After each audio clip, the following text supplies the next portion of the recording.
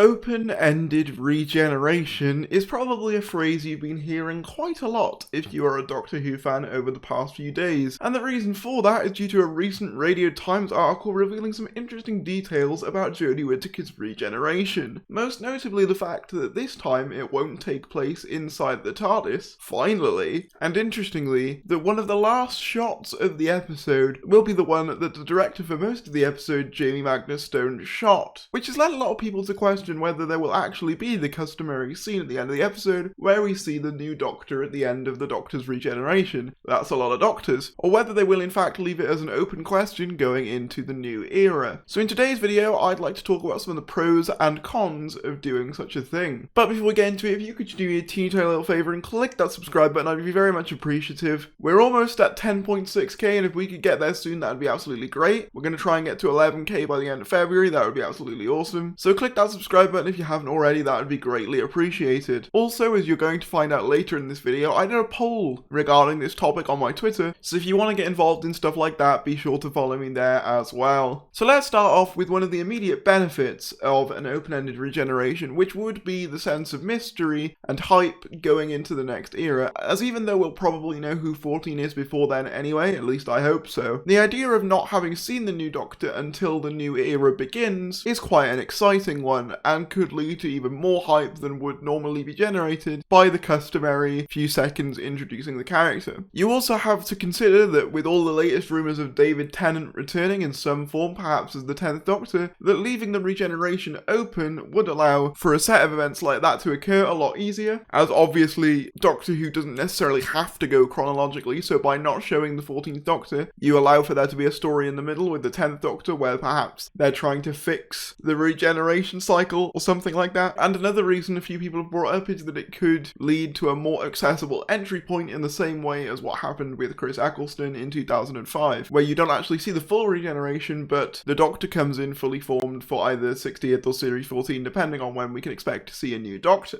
And all of these are valid reasons to want an open-ended regeneration. However, personally for me, there are a few reasons why I wouldn't want it to happen that I feel like outweigh those. First of all, on the topic of the idea of a fresher start in the same way as Chris Eccleston, you could still do that whilst also showing the new Doctor at the end of the Centenary. There's nothing saying that they can't show the new Doctor and also have a time jump in Series 14. Those two things don't necessarily have to be mutually exclusive. I think also as well it's important to consider that there are already people saying that Jodie's been snubbed of a proper regeneration, which just isn't true because we've just seen she's having one. But by not having the 14th Doctor appear at the end, that might fuel that weird stigma a bit more, given the fact that Jodie has already had to deal with people saying she's not a proper Doctor. Not having her have a traditional regeneration scene would probably add to that. There's also just the element of the fan base. Now obviously I can't speak for everyone's experience in the fan base at the moment, but for myself personally, I'm running out of things to be excited for, and if they don't show the new Doctor at the end of the Centenary, I feel like it's going to feel like a long wait with very little new stuff happening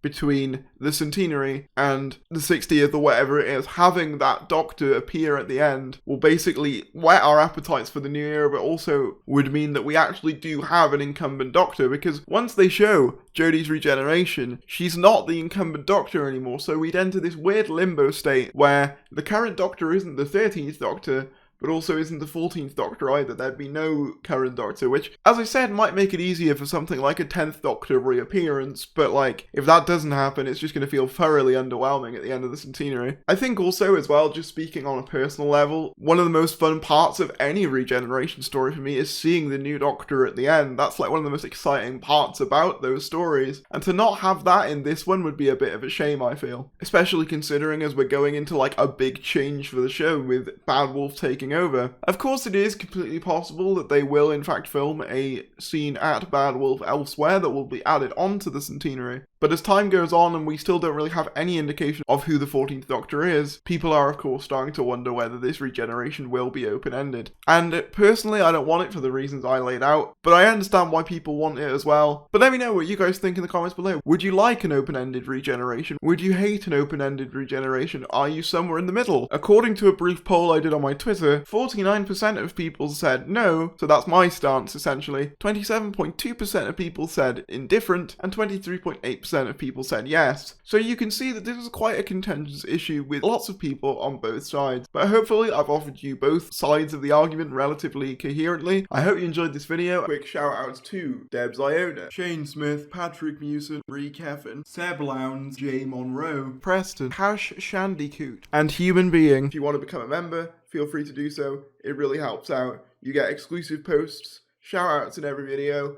and even your own badge and custom emojis to use during live stream. I will see you later.